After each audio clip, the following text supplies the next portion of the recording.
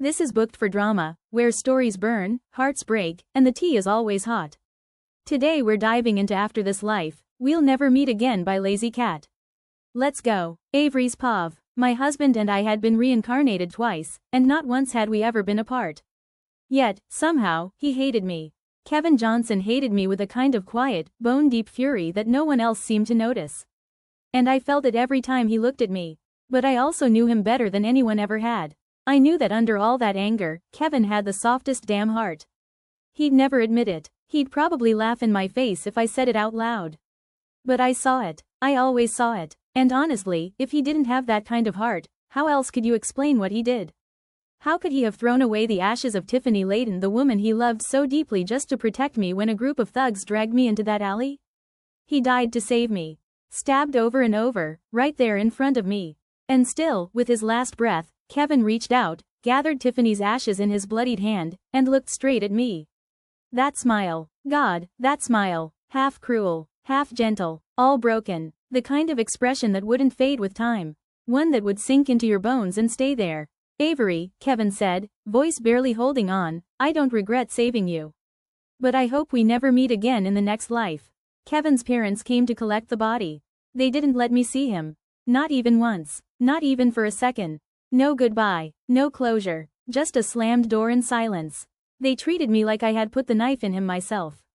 His dad, Gregory, looked at me like I was the reason his son was on the ground. And maybe in some twisted way, I was. The man looked 10 years older than the last time I saw him. His posture was weak, his hair turned white, reflecting the grief that had gutted him. But Gregory didn't break, not fully. He just stood there, hollowed out, looking at me like I was a bad decision he never got to undo. If your father hadn't made that promise to me before he died, he said, voice low and rough, I would have never stopped Kevin from marrying Tiffany. Never. But I owed him. And Kevin kept saving your life like it meant something. Like it was fate. But this, whatever this is between you two, ends now. It has to. Then came Eleanor, Kevin's mom. God, the way she looked at me like I was poison. She didn't yell or cry. Eleanor just stared at me with those sharp, tired eyes that had probably spent the whole night awake. Eyes that had seen their son brought home in a body bag. Avery, she said, her voice cold and measured, if you have even a shred of conscience left, let my son go. Let him rest. Don't follow him into the next life. Don't make him suffer for you again. Then Eleanor folded her hands like it was Sunday Mass, and she said it. Please, let him go. We're begging you. And that's what stuck. Not the blood. Not the funeral I wasn't allowed to attend. Not even Kevin's last words. That one sentence, let him go, burrowed into my head and stayed there for 10 years. So I didn't go home, didn't show my face, and didn't do anything except work. I poured every damn part of me into researching the artificial constellation sequence. 7 stars. Something half the world said was a fantasy. But I made it real. When we finally pulled it off and it finally worked, I signed up as the first test subject without hesitation. Professor Aldridge looked at me like I'd lost my mind. Avery, he said carefully, even if the constellation sync holds, we don't know the long-term damage. It could do things to your body. Things we can't reverse. You need to really think this through. I just smiled, peeling off my lab coat like it was any other day. It's all right, Professor. I just want to see if there's still time to fix what I break. To make something right. Then I turned, hit the button, and didn't look back. What came next was pure agony. A powerful shockwave ripped through me, like it was trying to squeeze my soul through the tiniest hole. What came next was pure agony. A powerful shockwave ripped through me, like it was trying to squeeze my soul through the tiniest hole. Then a blinding white light flashed so brightly it felt like it was burning my eyes. And then I opened my eyes. I was standing right outside St. Jude's sanctuary. Something smooth and cool rested in my palm, a fate stone carefully crafted by the chaplains here. At that moment, I knew exactly what day it was, the day Eleanor had begged us to return to the sanctuary and keep our promise. Avery, a voice snapped beside me, irritated, what are you spacing out for? Carve the damn thing. I don't have all day. I turned around. Kevin. He was alive, 25 again. His face was full of life. No scars. No hint of death in his eyes. My throat closed up so fast I didn't even feel the tears until they hit my cheeks. Kevin frowned. Seriously? Crying over a carved, useless stone? What game are you playing now, huh? Did my mom drag me here so that you could put on this whole lovesick act? I tried to speak, but the words caught in my throat. I swallowed hard, bit the inside of my cheek, and forced myself to smile. Can you go wait outside for a sec? I want to give you a surprise. Kevin narrowed his eyes at me, clearly suspicious, but didn't argue. He just dropped the stone he'd already carved on the table and walked out. I picked it up, my fingers gently tracing the familiar letters carved into the smooth, flat stone. His name, Kevin Johnson. And then, something hit me deep inside. Loving him the way I did never brought either of us peace. We never found happiness. All we ended up with were empty spaces, wide, aching holes where our dreams used to live. A young chaplain walking by noticed me frozen in place. "Miss Avery," he said softly, "if you don't carve your name soon, you'll miss the last bus down the mountain." I blinked, nodded, and picked up the carving knife. My hand trembled just a little as I carved the name. Tiffany Layton. Stroke by stroke, line by line, I traced every letter with care. When I finished, I set the stone down and finally let out a breath. For the first time in years, it felt like I could actually breathe. St. Jude's wasn't just any sanctuary. It was known for answering prayers about love. If your bond were true, heaven would protect it. But if what you brought was a cursed bond, it would always turn against you. Every single time. For more than 10 years, Eleanor and I have made it a tradition to visit St. Jude's annually, like clockwork. When the chaplain saw me this time, he gave me that same calm smile he always had. Gentle, warm, but also layered. It was meaningful. Then, the young chaplain repeated what he had told me years ago. Kevin and I were tied together by fate, destined to cross paths again and again. He saved me more than once in the past, and that's how we ended up married. Hearing this revelation, Eleanor lit up like it was a sign from the heavens. She grabbed my hand, teary-eyed and glowing. "Avery, this is wonderful news. You and Kevin are truly meant for each other." "That's fate." "Fate, yeah, except fate isn't always kind. And it's never simple." Later, Kevin really did save me. Of all things, it was an avalanche. However, he wasn't quick enough to save Tiffany. She was also trapped, but by the time they unearthed her, there was little left. She merely had a weak heartbeat and spent many years in a hospital bed, waiting to die. And death truly claimed her. Kevin never forgave me, not even once. Every bit of his grief, pain, guilt, and heartbreak was directed right at me, blaming me for being there. Perhaps if I hadn't been there, he might have been able to save her instead. And yet, when it came down to it, he still chose me. I used to think the chaplain's words were beautiful. I remember how they filled my chest with this ridiculous hope. I clung to them like they meant something divine, like maybe the universe was on our side. Now I know better. It wasn't a blessing. It was a warming. The fate that connected Kevin and me wasn't some golden ribbon of destiny. It was a chain. Heavy, tight, unforgiving. And I'd been too happy, too stupid, to see that look in the chaplain's eyes when he smiled. I'd mistaken his pity for reassurance. And that blind, naive hope kicked off a whole storm of heartbreak I never saw coming. At the altar, I handed the 2 fate stones to the chaplain. He squinted at the carvings, his expression going cautious. "Avery, if the names on these are wrong, the blessing transfers to someone else." I looked him straight in the eye and nodded. This is how it's supposed to be. It wasn't too late, not yet. I could still make sure Kevin got what he really wanted. As I stepped out of the sanctuary, a couple passed us on their way in. The girl was practically glowing, clinging to her boyfriend's arm like they were the only 2 people in the world. "I heard the magnolias in the garden are about to bloom," she said, bouncing on her toes. "And they're holding a ceremony for the fate stones when they're at their peak. Let's stick around a few more days, okay?" Quote. The guy smiled and reached out, playfully rubbing her nose. All right, whatever you want." I watched them walk away, maybe longer than I should have. There was just something about them. The ease, the comfort, the softness. But Kevin and I never had that. Not even once. Of course, he noticed. He laughed, sharp and cold, like he couldn't believe I'd even dream about something like that. "Don't waste your time. I'm only here because my mom insisted. If your dad hadn't done my family that one favor, there wouldn't have been the slightest chance for us." Then he looked away as if the sight of me physically hurt him.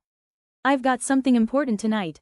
Don't try anything. If you screw it up for me, I swear to God, you'll pay for it 10 times over." I already knew what important meant. He didn't need to spell it out.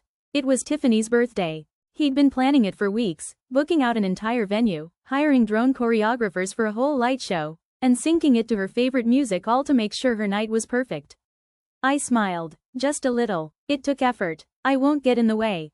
He blinked at me like I'd spoken a foreign language. Then his face twisted, and he scoffed. Good. At least you're finally learning your place, Avery. We reached the bottom of the mountain around 7. Tiffany's party was in the opposite direction from where we lived. No way. He favored music all to make sure her night was perfect. I smiled. Just a little. It took effort. I won't get in the way. He blinked at me like I'd spoken a foreign language. Then his face twisted, and he scoffed. Good. At least you're finally learning your place, Avery. Quote, we reached the bottom of the mountain around 7. Tiffany's party was in the opposite direction from where we lived. No way he could make it to both. The car slowed to a stop. Kevin glanced at me, suddenly unsure of himself. It was rare to see even a flicker of hesitation in him. I unbuckled my seatbelt and said, I'll get out here. I can grab a cab. He blinked again. What's up with you? Did praying knock some sense into you? You usually throw a tantrum whenever I see Tiffany and try to mess things up. I turned to him and smiled. A real one this time. Soft, calm, resigned. I'm tired, Kevin. I don't want to always be the villain in your story. I'm not going to fight it anymore. And I won't stop you from seeing Tiffany. Just go. You'll be late. I didn't wait for a response. My body was already starting to feel heavier, the pain simmering beneath the surface, harder to ignore.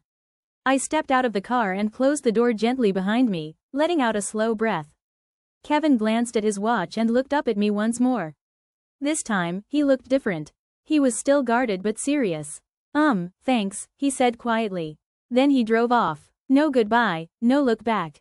But honestly, even before this, he never really looked back. Eventually, the pain got to be too much. I couldn't fake my way through it anymore. I doubled over on the side of the road, crouched down low with both arms wrapped around my stomach like that would help. My face was a mess with sweat, tears, and maybe both. I couldn't even tell anymore. 10 minutes passed before the waves of pain subsided enough for me to breathe, much less stand. This had to be one of the side effects Professor Aldridge warned me about. I glanced around. We were out in the middle of nowhere. There was no real service, no cabs, no one around, just trees, the road, and the faint taste of blood in my mouth. Still, I knew how this would go. If I missed Tiffany's birthday party, Kevin would pin it on me. Another strike, another grudge, another reason to hate me just a little bit more. Then I heard a familiar voice and turned toward the phone screen. The live stream had started. Tiffany's birthday bash was playing in real time. Samuel, the driver, noticed me staring and chuckled to himself. Kids these days, he muttered. Romance is like a sport now. Fireworks, drones, diamonds. It's got to be exhausting trying to outdo each other. I didn't say anything. I glanced up at the driver's phone resting on the dashboard. The video showed Kevin fastening a necklace around Tiffany's neck, but it wasn't just any necklace. I recognized it instantly. Gregory and Eleanor asked Kevin to take a picture of it back when it was still on display, thinking it'd be the perfect wedding gift for us. Kevin did take the photo. But instead of giving the necklace to me, he told them straight to their faces, the blue heart stands for true love. Giving it to Avery would only tarnish it. You can't force love when it's not really real. That's what he said, just like that. The next day, Tiffany showed up wearing it like it had always been hers. Gregory went ballistic. He stormed out with the old family whip like he was ready to bring Kevin down a notch. But Kevin didn't back down. He let himself get hit and didn't even flinch. He'd rather take the pain than admit he was wrong. That day, he gave Tiffany the necklace without hesitation. And from the way he looked at her now, I think he was proud of it. I stared at the screen, watching her standing beside him, shy and smiling, like she belonged there. My chest twisted up tight. The cruelest kind of heartbreak is knowing that the person you love was never yours to begin with. And yet, you throw yourself into loving them, like maybe that will change something.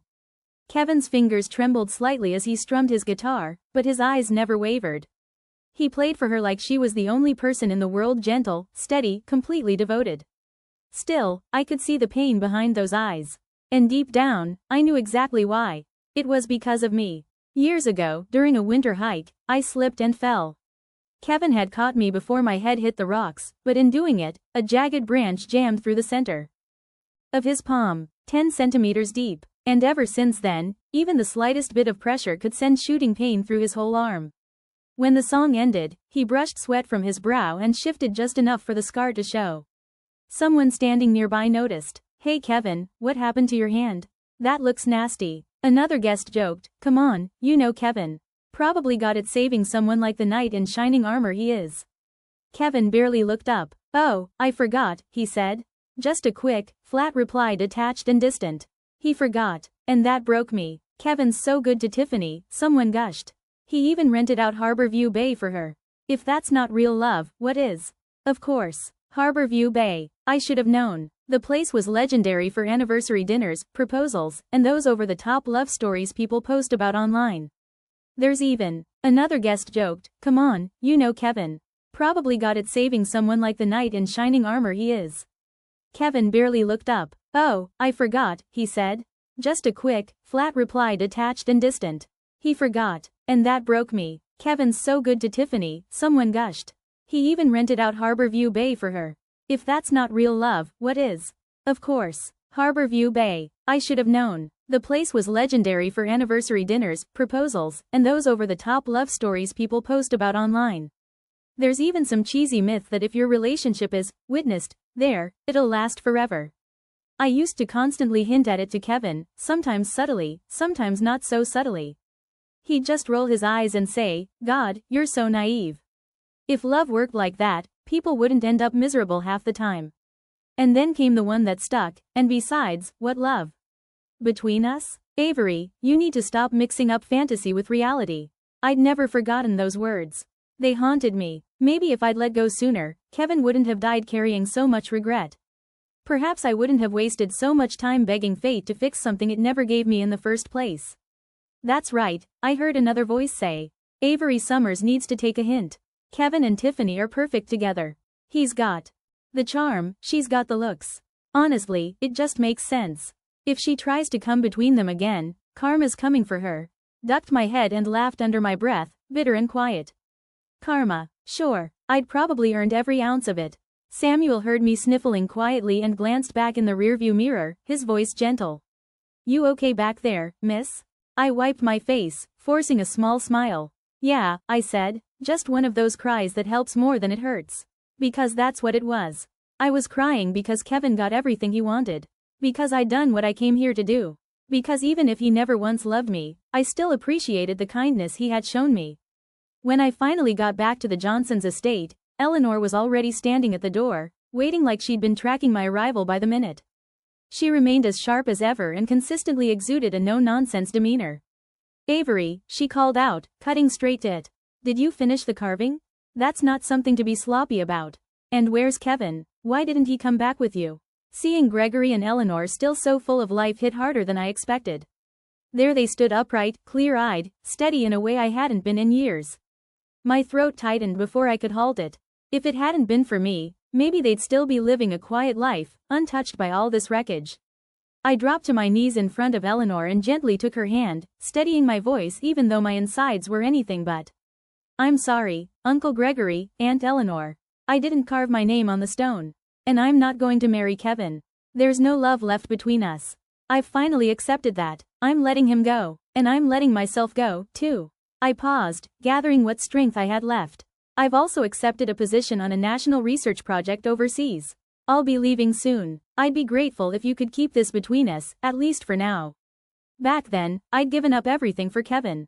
My research, a spot in an elite academic program, a future. I let it all go for the faint, foolish hope that if I just stayed, if I loved him hard enough, he'd see me differently someday.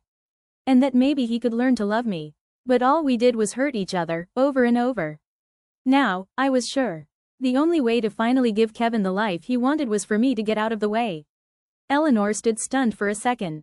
Then she quickly reached down and helped me to my feet, clearly rattled. Avery, what are you saying? She said, gripping my hands like she could physically stop this from happening. Kevin's just confused. You know how he is. He's stubborn, but he cares about you even if he doesn't always show it. If he didn't, he wouldn't have agreed to marry you. And if you leave, how are we supposed to explain that to your parents? She didn't give me time to answer before she continued, already reaching for her phone. Don't be rash. I'll call him right now. You two need to talk this through. Gently placed my hand over hers to stop her. Aunt Eleanor, I said softly, I have never had more clarity in my life. I took a deep breath and let it settle in my chest. Kevin agreed to marry me out of a sense of obligation. And yes, marriage requires responsibility, but that can't be all it is. You and Uncle have treated me with nothing but kindness. Kevin has saved my life more times than I can count. That already far outweighs anything my family ever did for yours. I took a deep breath and felt the words roll out of me, each one honest. 5 years ago, he was nearly buried alive trying to save me in a snowstorm. And now, every time it rains, he's in pain because of it. 3 years ago, I ran away from home like some reckless idiot, and Kevin got attacked by drunk men looking for me. They slashed him. He could have died. He didn't tell anyone, but I know. I've seen the scars. And I live with that guilt every single day. Almost every mark on his body is my fault. I'm honestly terrified that next time he might not make it. I looked her in the eyes and continued, almost every scar on his body is because of me. And if I stay with him, I'm scared the next one might kill him. 0. Eleanor's eyes were filled with tears. Her voice cracked. But you know Tiffany's not a good woman. How can you just stand there and let Kevin end up with someone like her? I nodded slowly. In my past life, I remembered how jealousy had once prompted me to investigate Tiffany's history. Tiffany was a well-known social butterfly who flitted from one wealthy man to another. In fact, she had quite a reputation. And Kevin, young, handsome, and wealthy, was just another prize on her list. Later, she died in a car accident while being chased down by an enraged wife. That was the woman he loved. But I already made peace with it. Right then, I gave Eleanor's hand a reassuring squeeze. I know, I said, I really do. But it's been years, and she hasn't been involved in anything like that for a long time now. I'll keep an eye on her, I promise. And I will come back to visit you and Uncle Gregory. I mean that. They didn't say anything. They just sank onto the couch, both of them looking like the air had gone out of their lungs. I stood up, forcing down the ache in my gut and chest, then quietly said goodbye. I turned and began to leave, but I didn't make it to the front door. Suddenly, a sharp pain struck me, as if someone had cut through my core. My knees gave way, and I collapsed to the floor before I could cry out. You butterfly who flitted from one wealthy man to another. In fact, she had quite a reputation. And Kevin, young, handsome, and wealthy, was just another prize on her list. Later, she died in a car accident while being chased down by an enraged wife. That was the woman he loved. But I already made peace with it. Right then, I gave Eleanor's hand a reassuring squeeze. I know, I said, I really do. But it's been years, and she hasn't been involved in anything like that for a long time now. I'll keep an eye on her, I promise. And I will come back to visit you and Uncle Gregory. I mean that. They didn't say anything. They just sank onto the couch, both of them looking like the air had gone out of their lungs. Stood up, forcing down the ache in my gut and chest, then quietly said goodbye. I turned and began to leave, but I didn't make it to the front door. Suddenly, a sharp pain struck me, as if someone had cut through my core. My knees gave way, and I collapsed to the floor before I could cry out. The next thing I knew, I was in a hospital bed. I woke up with a dull ache in my abdomen, and my whole body felt as though it had been wrung out like a towel. I'd barely sat up when the door swung open and Kevin barged in. The hospital likely contacted him as he was listed as my emergency contact in the file. Kevin looked at me, gave me that trademark bitter grin, and shook his head. I actually thought you'd changed, he said. But here we are again, same old Avery. Playing the sympathy card. You always show up right when things are finally going right, just to ruin them. Then he let out a humorless laugh and muttered, if you'd just disappear from my life, you have no idea how much easier everything would be. Before I could even think of a response, a nurse rushed into the room. Mr. Johnson, she said, breathless, Miss Layton is showing signs of another miscarriage. We need a blood transfusion immediately, or we could lose both her and the baby. But the blood bank's nearly empty, we're out of her type. What do we do? My brain went blank. Static. My mouth opened, but the words wouldn't come. And before I could even process it, Kevin grabbed me by the wrist and started dragging me toward the blood donation station. If it weren't for you, he snapped, Tiffany wouldn't be in this situation. If you've got any conscience left, Avery, then do the right thing. I looked up at Kevin and gave him the gentlest smile I could manage. Don't worry, I said quietly. I'll take care of it. He didn't hesitate, not even for a breath. The second the words left my mouth, he turned and rushed off like he couldn't get away fast enough. The nurse who came in to draw my blood gave me this tight, uneasy look. Miss Summers, your vitals aren't looking good, she said softly. You really shouldn't be donating blood in your condition. I shook my head. It's fine. I'm the same blood type as Miss Layton. And it's 2 lives we're talking about. In my last life, Tiffany died from this. And that was the root of Kevin's hatred toward me. That moment, that loss. This time, I was going to fix it. After the blood was drawn, everything went sideways. I felt my whole body cave in, and before I could even try to sit up, everything went dark. When I woke up, Kevin was sitting right beside me. For once, the anger in his eyes was gone, and all I saw was gratitude. "Tiffany's surgery went well," he said, his voice low. "Thanks. For everything. Here, take this as a token of appreciation." He held out a small box. Inside were sapphire earrings, still in their original case. I remembered them. They were the bonus gift that accompanied the blue heart necklace when that necklace was supposed to be mine, back when Gregory and Eleanor were still referring to it as a wedding gift. Still valuable, still beautiful, but I didn't reach for them. I gently pushed the box back toward him. "No thanks," I said. "I don't need them." Kevin paused, probably noticing how pale I looked. And this time, he didn't argue. He just nodded and said, almost gently, "You always said you wanted to see the flowers at St. Jude's, right? Once you're better, I'll take you." I gave the faintest smile, more reflex than sincerity, and stayed silent. I didn't tell him the truth. Magnolias only bloom for a few days. They're delicate like that. By the time he ever got around to taking me, they'd be long gone, just like everything else. He set the earrings down on the side table. "I'll go get you something to eat." "Wait here," he said, standing. "Thomas is right outside. If you need anything, just call him." Then he left. And I just sat there, watching the door close behind him with this quiet, bitter ache blooming in my chest. "Kevin, this time, I really can't wait for you anymore. Your heart's already full of her. I know it. I've seen it. There's no room left for me, and I'm done trying to squeeze into a space that was never meant for me in the first place. I won't be the distraction you keep having to push away. Not anymore." Kevin's pav. I walked back, food in hand, and found the room empty. The moment I realized she was gone, it felt like a punch to the gut. I called out, my voice sharp and frantic. "Where is she?" Thomas, my assistant, rushed in, pale and stumbling over his words. "Sir, I swear, I was right outside the door the whole time. She never passed by me. I didn't see her leave." Then a nurse walked past, muttering under her breath, thinking no one could hear. What a shame. So young. She jumped from a high place. Her face was barely recognizable. I froze. Turning to her, my voice broke as I shouted, "What did you say? Who jumped? Where?" She flinched, clearly rattled, and pointed with a shaking hand. "The morgue. They took her down to the morgue." My heart seized. My face turned as pale as a ghost. I raced downstairs to the morgue, pushing past the staff who were preparing the body. My hands trembled as I yanked the white sheet. "Back. Don't touch her," I shouted, my voice raw, almost breaking. I shoved people aside, bracing myself for the worst. But then I saw the body and froze. Blinked. It wasn't Avery. Relief hit me like a tidal wave. You could see it on me instantly. My shoulders slumped. My eyes softened. I didn't even need a second look to know. Thomas stepped forward, apologizing repeatedly. "I'm so sorry, sir. We made a mistake. It wasn't her. Miss Avery probably just went home." I stood there, stunned, my phone still clutched tight. I tried calling her, no answer. That's when it hit me. Avery was always the one who called first. Always the one chasing, the one staying. And now, besides her contact number, I had no way to find her. Avery's pav. By that time, I'd already opened my eyes in the lab. Just long enough to see the sterile white ceiling, and then I was gone again.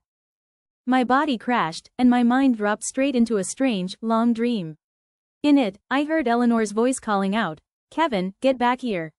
Avery's things. All of them are gone." I watched as Kevin received the text, and without even finishing the message, he bolted out of the house like someone lit a fire under him. He tripped halfway down the steps and nearly face-planted. And I stood there, watching it all from the outside, sneering a little. Kevin, panicking over me? Really? He tore through every room in the house. Ripped open closets, flipped over drawers. But I'd made sure. There wasn't a single trace of me left.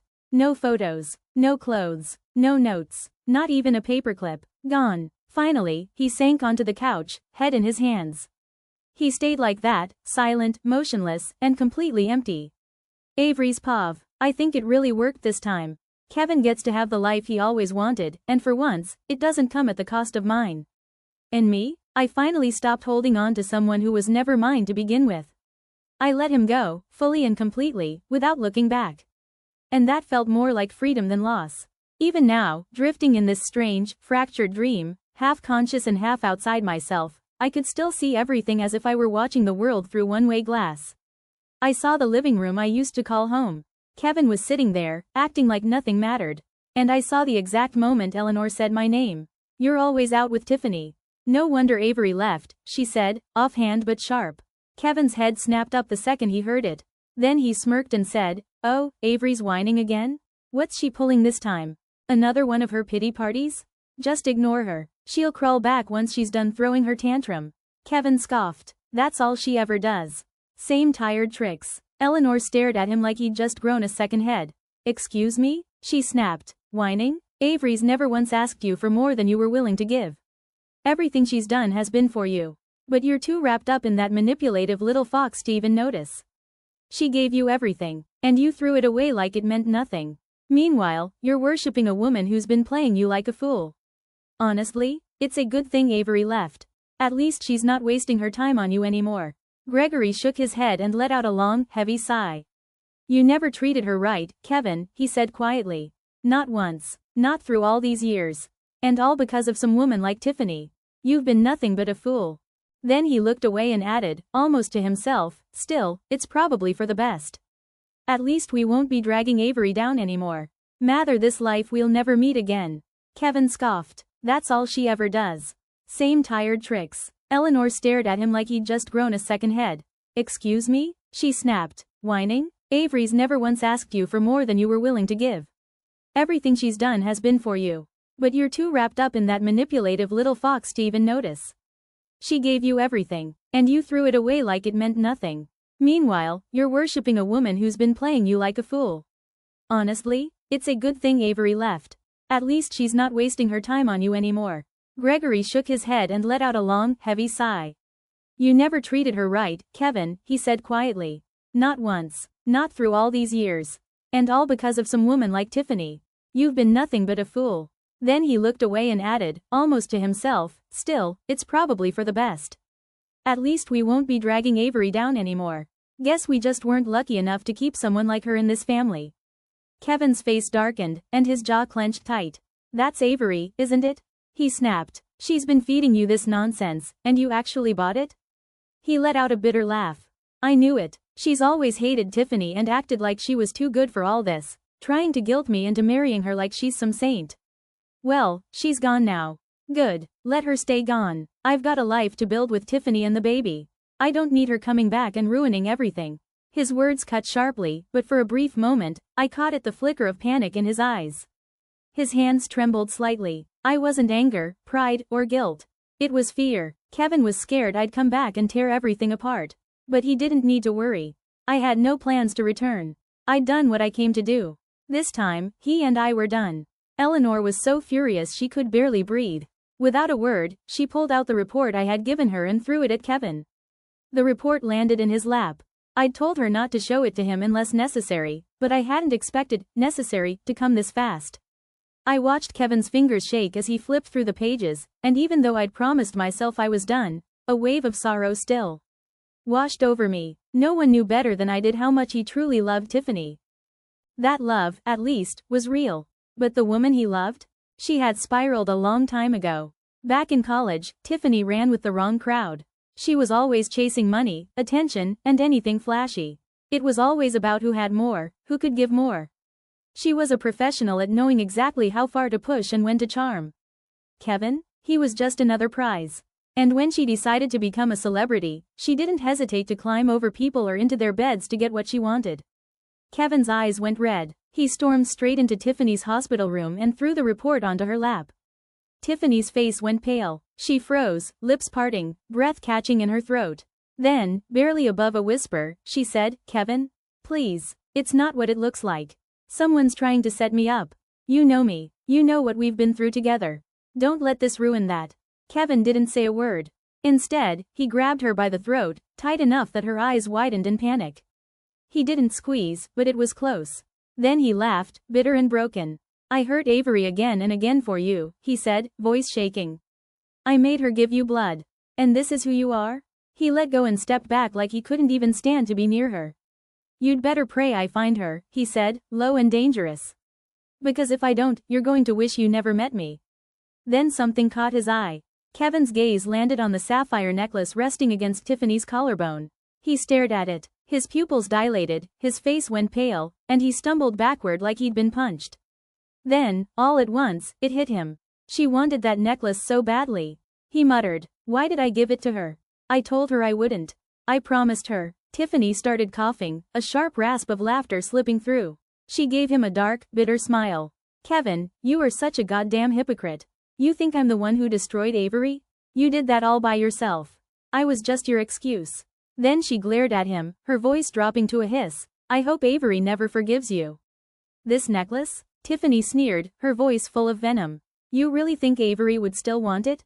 Just like you, someone I've used. She's done with it." I looked closer. Tiffany laden. So that's how it ended.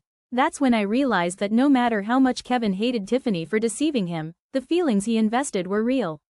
He truly had loved her. Yet Kevin's parents, despite losing their beloved son, didn't hate me. They acknowledged his statement, "The world continued to exist without me."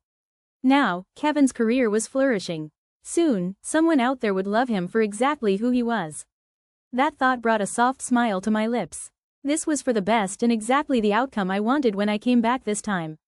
Once my health had stabilized, I applied to continue my research abroad.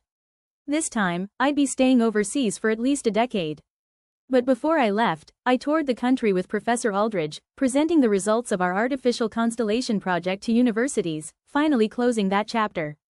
Then, I came home one last time. I passed Kevin's old place. The lights were off, and the house looked abandoned. It was quiet, hollow, like it hadn't been lived in for a long time. Figured he'd moved out years ago. We weren't supposed to cross paths again. After this life, we'll never meet again. I passed Kevin's old place. The lights were off, and the house looked abandoned. It was quiet, hollow, like it hadn't been lived in for a long time. I figured he'd moved out years ago. We weren't supposed to cross paths again. But then, I saw him. Kevin was standing there on the other side of the street, his eyes rimmed in red, tears already slipping down his face the moment he saw me.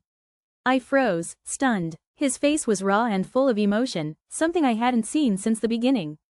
Was it joy or relief? I didn't understand. Even though Tiffany had shattered his heart, he should have moved on long ago. After all, Kevin was never short of admirers. Yet now, here he was, crying tears while looking at me. I never dared to imagine those were tears of happiness because he saw me. Before, I wouldn't dare. Now, I simply wouldn't believe it. Kevin crossed the street and pulled me into a hug, holding me so tightly that I felt the tears soaking through my shirt, spreading across my shoulder. That old ache in my chest came rushing back, squeezing the breath right out of me. Gently pushed him away and gave him a soft smile. "Kevin," I said, "long time no see." He laughed through his tears, his voice shaking. "Avery, is this your way of punishing me? 10 years apart, 10 years of me going insane trying to find you. If you'd just told me the truth about Tiffany back then, I wouldn't have made so many stupid mistakes. I wouldn't have hurt you like that." Then his tone suddenly snapped, sharp and angry. "Why didn't you say anything? Have you lost your voice?"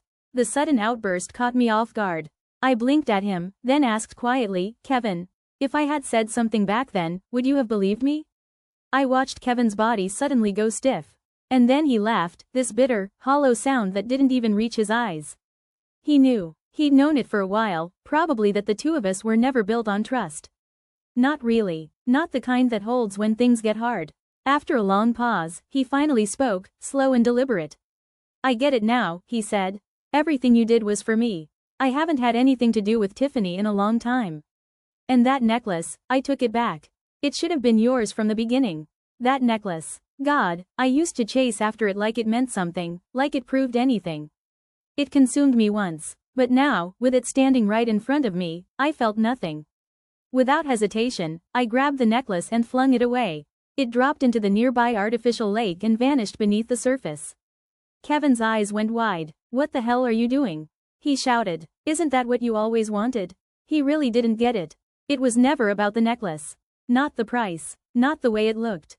It wasn't because it was valuable, it was about something else. Years earlier, we were at Silver Peak Mountain, stargazing. That night, a single blue star shone brightly in the sky. I shared a story about it, bringing up the necklace that conjured memories of that night, of that star, and of us before our lives became so complicated and painful. That was before Kevin met Tiffany, one of the few peaceful moments we ever had. But he'd waved me off impatiently back then. Yeah, he said. It's just a necklace. We'll snap a pic or whatever. I was head over heels for him back then. Dumb, blind, all in. And he couldn't even be bothered to pretend to care. But now that I've let him go, suddenly everything matters? I looked at him and gave him a soft smile. Kevin, I said, do you even know what today is? A simple question, but it made him frown tightly. But he stared at me like I'd asked him to solve a calculus equation. His brow furrowed, his jaw clenched, and I watched it hit him. He had no clue. If I were the person he really loved, like he kept saying, how could he not remember? It was my birthday. I used to set a million reminders for all his important days, his meetings, family events, and birthdays. I memorized anything that mattered to him. I made it my job. He never remembered a single one of mine. But Tiffany? He remembered everything. Her birthday, her coffee order, her damn period. He planned around it, showed up for her, and babied her when she was bloated or cranky. I came back not to cling to some fantasy, but to fix the mess I helped make. Now, I was done. Kevin started scratching at the back of his hand, hard, until it bled. He looked like a man unraveling. Just give me a little more time, he said, almost begging. I'll remember, I swear. I shook my head. How can you remember something you never paid attention to? Then Kevin's face brightened, like a light bulb going off. Oh, come on. This is about the little stuff? Avery, how was I supposed to know if you never said anything? You bottle everything up and expect me to read your mind. He threw his hands up. Fine, my bad. I'll do better. From now on, just tell me. Whatever you say, I'll remember. We can get married today. I mean it. I'll listen. I'll do it all. I sneered quietly to myself. The little stuff, huh? If he couldn't even remember the small things, how could he ever hold on to the big ones? That was the whole problem. I did tell him, maybe not with shouting or ultimatums, but I did. Kevin just didn't care enough to listen. Never mattered enough to him, not when it really counted. No thanks, Kevin, I said softly. We were never meant to be. We were forced into this whole fiasco from the start. You said it yourself. After this life we'll never meet again. If he couldn't even remember the small things, how could he ever hold on to the big ones? That was the whole problem. I did tell him, maybe not with shouting or ultimatums, but I did. Kevin just didn't care enough to listen. I never mattered enough to him, not when it really counted. No thanks, Kevin, I said softly. We were never meant to be. We were forced into this whole fiasco from the start. You said it yourself. That being around me exhausted you. You wanted space, peace. I sighed deeply and continued, well, now you've got it. I'm moving overseas soon, probably for good. I doubt I'll be coming back. I never made you guess anything before. You just didn't listen. But now that I've let go, it's your turn. Kevin stood frozen, his face hurt like I'd stabbed him. I turned and closed the door behind me. A few seconds later, I heard a splash outside. My stomach dropped. I ran to the window, already bracing myself for the worst, and saw Kevin in the lake, fully clothed. For a split second, my heart stopped. But then I remembered that he was always a strong swimmer. Sure enough, Kevin surfaced, water dripping from his hair, and swam straight to the bottom where the necklace had sunk. He came up with it in his hand, like it was the last thing tethering him to something real. He climbed out, drenched, shivering, completely wrecked. Then he walked up the doorstep, placed the necklace gently on the mat, and walked away. No words, no last look, just gone. The next morning, I scheduled a courier to deliver the necklace. It was set to arrive 3 days later, right when I'd be boarding my flight. But I hadn't expected Kevin to drag his parents into it, knowing full well I wouldn't have the heart to say no to them. They looked older than I remembered, more gray around the edges, but they still carried that quiet strength. Seeing them brought a kind of comfort I didn't realize I'd been craving. Eleanor rushed over the second she saw me, eyes red and puffy like she'd been crying all night. Avery, you left without saying anything back then. We were sick with worry. Kevin searched everywhere for you. I know he was wrong, but if the two of you aren't meant to be, then I guess it's just our misfortune. I reached out to calm her. It's all right, Auntie. Back then, I had a confidentiality agreement tied to funding. I wasn't allowed to say anything. I'm so sorry. You've always been in my heart. And if I can, I'll come back to visit. But right now, there are things I have to take care of. I was about to stand up when Kevin slammed the table with both hands, his eyes red and wild. You're not leaving. Not today. He looked straight at me, voice breaking. Avery, it took me 10 years to figure out that the person I love is you. I finally found you, and now you're just gonna leave without a word? If you do, I'll do whatever it takes to stop that project from happening. I don't care if I have to burn down the entire Johnson group. In desperation, Kevin pleaded, I know I screwed up. But you didn't even give me a chance to explain. You just disappeared and left me with a death sentence. Gregory and Eleanor stayed silent, shaking their heads slowly, defeated. I met Kevin's eyes. I didn't say a word, but the look on my face said everything. He flinched like it physically hurt him. Still, he tried to pull himself together, wiping at his eyes, then forcing a shaky smile. Avery, you're so damn heartless.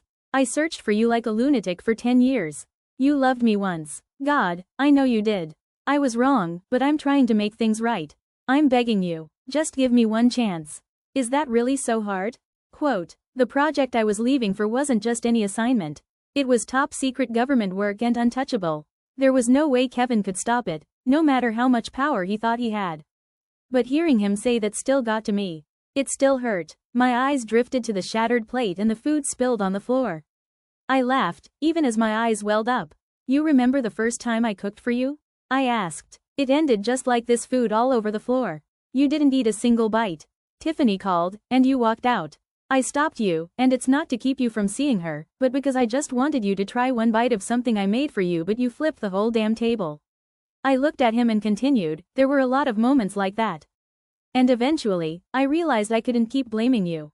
It's miserable, isn't it? Being tied to someone you don't love. I used to cling to the little kindness you gave me. That warmth kept me going. But later, I realized I had so many other ways to repay what I owed you, and I picked the worst one. Guilt, obligation. I used those to trap you. Then, finally, I said, once I leave, it will be delivered to you. Kevin looked at me seriously, then his energy drained away. He knew I had truly given up on him. The fight left him all at once. He collapsed into the chair behind him and cried like a kid who just realized the world isn't fair.